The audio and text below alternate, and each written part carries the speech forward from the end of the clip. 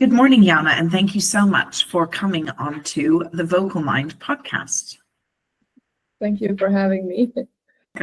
Yana is an intern here at UConnect and has already shown to have so many skills, and thank you for all the work that you're doing and putting in for our company.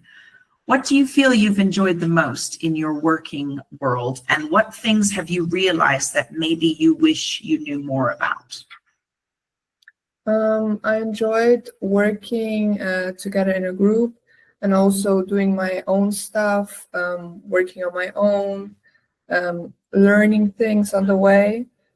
And the thing is, in school, they don't really teach you how to work in a company, or how you should work with co-workers, etc. And I think I really enjoyed doing that. You mentioned about working in a group and independently. You've mentioned doing projects. What do you think schools should be teaching you, but they aren't? So first of all, I think schools should be teaching about politics and everything that's happening right now in the world. Because where I go to school, luckily we have one class a week where we talk about everything that's happening in the world, but I don't know any other school that has that. And this would be a good thing for young people, because they don't educate themselves on those topics.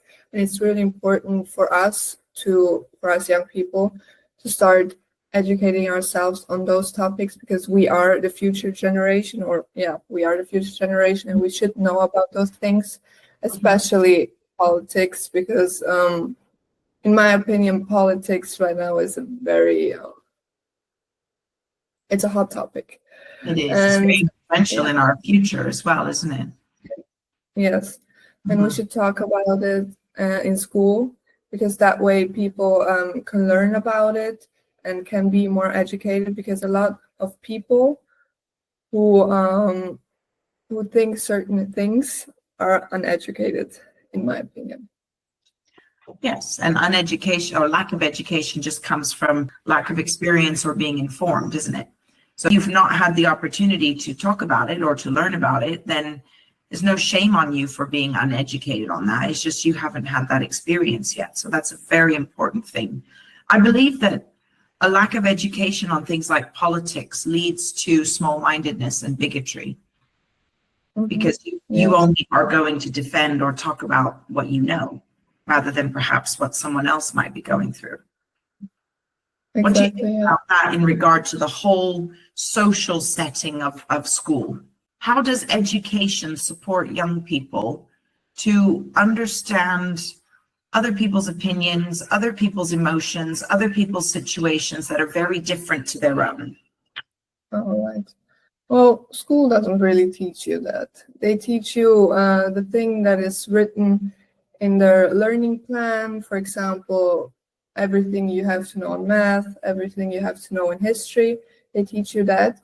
But social skills, or how to work with other people, how to communicate with other people, they don't really teach you that. You have to either learn that by yourself, or your parents teach you that, or you just learn it by experience. And I think that's also a very big thing that school should teach you, because you're in school for a lot of years, obviously. And coming out of school, you should have some social skills. You should know how to communicate, etc. But it's not happening. Communication is one of the main skills in the world today, and most CEOs or top bosses say that some of the top skills they need are communication, creativity, independent thought, and responsibility. People who can take responsibility, as well as people who interact with other cultures, other races, other ideologies. And we're trying to fit everyone in a box in education, and we often punish people who are trying to learn those different skills, right? We punish those characteristics. Yeah. What do you think if let's say you became the head teacher tomorrow of your school, how would you start to change the school day in order for these things to be explored or learned?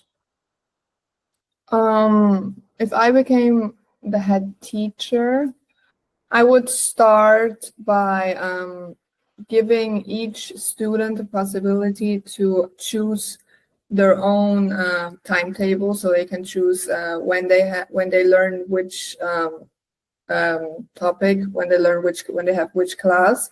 So because sometimes a person can concentrate for 2 hours, and it's fine by having 2 hours of history or 2 hours of maths, but then there's a person who just needs 1 hour, and everyone is different. So a lot of individual learning, so everyone can learn it how they actually learn things, not so they're not forced. And then I would also start to incorporate free learning times, where you study on your own, where you just work on your own, so you learn how to become independent. Because we learn so much when we're focused ourselves, when we have an interest on something, isn't it? Yeah. I mean, the focus and the productivity that all 5 of you have shown in the last 2 weeks has been remarkable. And I'm wondering if maybe those adults working in school really understand the possibilities or the capabilities of young people today on that front. Yeah, I don't think they understand, but yeah, Mm. they're just it's their job to teach us things, and I think it's rarely that you find a teacher who actually wants to teach someone something else, or like something different, because most teachers, most professors, they just want to teach you the thing that's written in the curriculum, and they want to be done with their job, which is fine, I guess, but it's not the way to go, especially for us. And is there any one last thing you would change if you were the head teacher of that school? So you said free timetable, so that's really about valuing what that person's interested in and how long or which way they need to learn. And second one is autonomy, giving you that time to independently study and go as deep or as wide as you want. Those are beautiful and things I hold very dear to my heart here at what we offer at UConnect. What else might you? Yeah, also put in a time where you learn about stuff in a group, about stuff that you need in your life. For example, how to do taxes, or even about politics, or how to just things you would need in life when you go out of school. Important things that people don't teach you, that school doesn't teach you, just so you're a little bit more ready for life when you come out of school. Because a lot of people finish school when they're young adults, 18 or 19 years old. They come out of school and they're just like, all right, what did I learn? How can I use this? And you can't really use the things that you learn, because in life you don't need maths. Those things that we actually learn in maths, they're not useful in your day-to-day life. So things that are useful in your day-to-day life, I would teach those things. Yeah. Well, I couldn't agree with you more, Yana. I could not agree with you more. And I believe that young people all over the world are crying out for what you have just said. So I don't think your experience or your wants or hopes and dreams are isolated to you or your school. And it's just beautiful to hear it, though, coming straight from young people. This is what we want and this is what we need, because we need to change the education system. Do you agree? What do you think education, if it didn't change, if it remains the same as it is today, what do you think education is going to look like, or what position will it hold in the world in, let's say, 50 years from now? If it's never going to change, in my opinion, it's going to become a joke, because right now technology got really advanced with the AI, ChatGPT, etc. And a lot of students use it because it's very easy. If you have to write an essay, you just type in what you want and it writes it for you. And in my school and in a lot of other schools, teachers don't want you to use AI, which in a way is understandable, because you should learn how to write your own text, etc. but at some points it's not necessary to write 50 essays in a year, in a school year. So it's easier to use ChatGPT. And I think if the school system doesn't change, people are not going to take it seriously anymore. Right now, not a lot of people take school serious, but if it's not going to change, I think lots of people, they don't learn anything in school anymore. Yeah. That's a very sobering statement. So if you could give one message to teachers today, what would you tell them? That's a good question. It's a really good question. They should learn how to work with AI because it's not their enemy, it's their friend. And they should also start to empathize with their students because they want to learn something. They want to go out of school and say, yes, I learned something new today.